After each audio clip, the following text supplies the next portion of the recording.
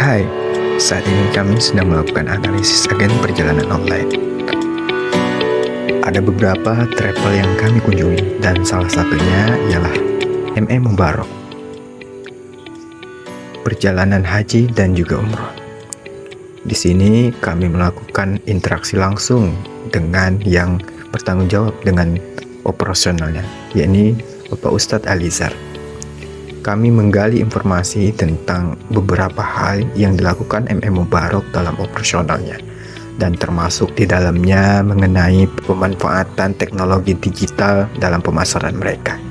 Untuk lebih lengkapnya, mari kita saksikan wawancara yang kami lakukan. Kalau mulai operasional, saya sampaikan, beliau itu sudah mulai 2010 beliau rintis. Jadi 2010 itu beliau awalnya itu bergabung dengan ada perusahaan travel umroh haji plus. Nah, jadi beliau itu kan ada dulu tuh sifatnya pakai jaringan, ada yang konvensional. Jadi beliau sebagai agennya dulu, sebagai agennya. Kemudian setelah beliau jalani lebih kurang dari 2010 ke 2010 ya, beliau jalani. Nah, lebih kurang itu 3 tahun ya, 3 tahun. Beliau di situ mendapatkan jemaah dan bahkan dapat kesempatan berangkat membawa jemaah dari travel yang beliau bergabung itu gitu. Nah, setelah beliau dapat 3 kali berangkat, itu beliau menemukan di situ ada beberapa kekurangan gitu, kekurangan dalam pelayanan.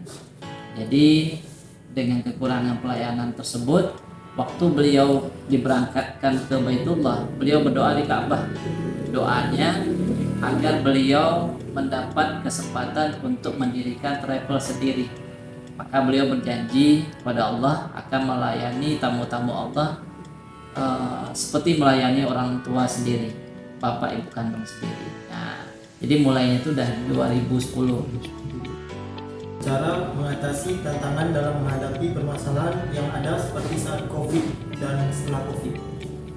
Kalau sebelum COVID itu memang begitu masuk COVID, memang keberangkatan itu ditutup gitu, pemerintah. Jadi tidak ada yang berangkat. Nah, di masa-masa COVID itu kita membenahi untuk izinnya. Nah, izin operasional gitu. Jadi kan tidak ada yang berangkat tuh. Nah, kita membenahi untuk persyaratan untuk izin operasional. Pak, izin. Ya. Jadi perjalanannya itu lancar, Pak? Alhamdulillah, semua jemaah itu puas. Sampai yang terakhir itu angkatan 58. Karena mereka di sana itu ibaratnya dimanjain. Mau belanja pun udah disiapin toko khusus, dan kita sudah bilang ke orang toko itu agar diberikan pelayanan terbaik pada jemaah, kalau bisa dikasih diskon. Dan kita tidak terima fee, walaupun dikasih fee oleh pihak toko tersebut, kita nggak terima fee, cukup layani saja. Nah, jemaah-jemaah kita. Bagaimana Bapak memanfaatkan teknologi digital dalam operasional? Kalau teknologi kita digital ini, kita tentu memanfaatkan, kita setting brosur kan, kemudian kita share kepada relasi-relasi kita juga. Kadang-kadang ada kita masukkan juga di TikTok ada. Nah, namun kita tuh lebih banyak settingan brosur, kemudian kita kirim lah. Kemudian satu lagi kegiatan-kegiatan kita jemaah di Baitullah tuh kita bilang kepada kawan-kawan tuh coba dipasang status. Pertanyaan selanjutnya, satu kali tour berapa pelanggan biasanya dan berapa lama? Berapa kali dalam 1 bulan maupun 1 tahun? Kalau target kita tuh setiap bulan ada jemaah berangkat. Kalau untuk syaratnya itu kita biasanya kan di atas 35 jemaah lah. Di atas 35 jemaah seperti itu. Jadi dalam setahun itu ya kadang-kadang bahkan ada dalam 1 bulan tuh 2 kali keberangkatan. Nah gitu. Jadi rata-rata dalam setahun itu kalau kita ambil target setiap bulan itu alhamdulillah biasa tercapai gitu. Berarti 12 kali. Seperti itu. Dan yang selanjutnya itu kendala yang dihadapi dan cara mengatasi. Kalau kendala tuh kita memang biasanya ini jadwal untuk keberangkatan. Jadi problem yang dihadapi kadang-kadang karena beliau yang langsung mendampingi jemaah itu sesuai janji beliau pada Allah di Baitullah itu. Jadi beliau ada standar khusus gitu. Jadi ya jadwal keberangkatan yang sudah disettingkan itu kadang-kadang kalau beliau belum bisa ya kita terpaksa rubah gitu. Nah, dengan memberikan informasi pada jemaah. Ya kalau beliau sakit ya selama ini alhamdulillah beliau sehat aja kan. Nah kalau beliau ada kesibukan ya menyesuaikan jadwal beliau gitu. Karena beliau langsung membimbing jemaah itu gitu.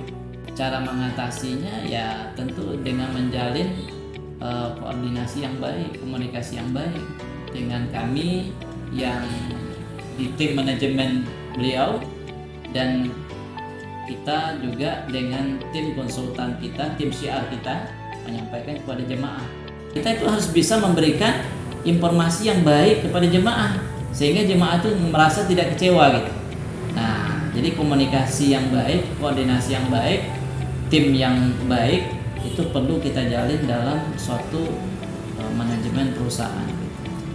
Nah, saya rasa itu. Ini pertanyaan terakhir, apa yang membedakan travel Bapak dengan travel sejenisnya? Kalau travel kita banyak saja. Yang pertama travel kita tuh dinamakan MM Mubarak, Mekah Madinah Mubarak. Rata-rata travel itu memberangkatkan jemaahnya rutenya Madinah dulu. Kalau ke Madinah itu ziarah Masjid Nabawi kan, makam Rasulullah. Nah dibawa setelah ziarah baru ibadah ke Mekah. Kalau ke Mekah ibadah lah. Nah sa'i, kemudian tawaf tentu ada di Masjidil Haram gitu. Kedua, jemaah sebelum diberangkatkan itu kita bekali dengan program-program kita. Ada namanya KMU, kursus manasik umroh. Nah, kemudian kita supaya jemaah ini berangkat ke Baitullah itu punya persiapan yang matang, terutama ilmu. Karena untuk beribadah ini harus ada ilmunya dulu, sehingga mereka jauh-jauh ke Baitullah itu tidak sia-sia. Nah, jadi kita bekali ilmu yang paling utama kita singkat namanya taufik. Taufik itu penjabarannya pertama ilmu tasawuf, yang kedua usuluddin, yang ketiga fikih. Jadi kita singkat namanya taufik. Nah itu bisa kita berikan sebelum berangkat dan bisa juga di sana gitu. Nah, dalam qiyamul lail, ibadah malam kita bawa itu dijelasin, mereka kasih ilmu. Kemudian fikih tentang muamalah, tentang hukum-hukum semua. Nah itu perbedaan yang mencolok sekali. Dan itulah dari Kementerian Agama mereka mengakui bahwa MM Mubarak ini berbeda dengan level yang lainnya. Nah kemudian perbedaannya lagi, kita di sini mungkin dari segi pelayanan, karena pelayanan dan fasilitas itu kita lihat, pelayanan dan fasilitas jemaah itu yang lebih utama, sehingga jemaah ini merasa puas. Nah, Itu saja pertanyaan baik, yang kami ajukan. ya Terima kasih atas waktu. sama-sama. Mudah-mudahan bermanfaat dan bawa berkah ya. Amin.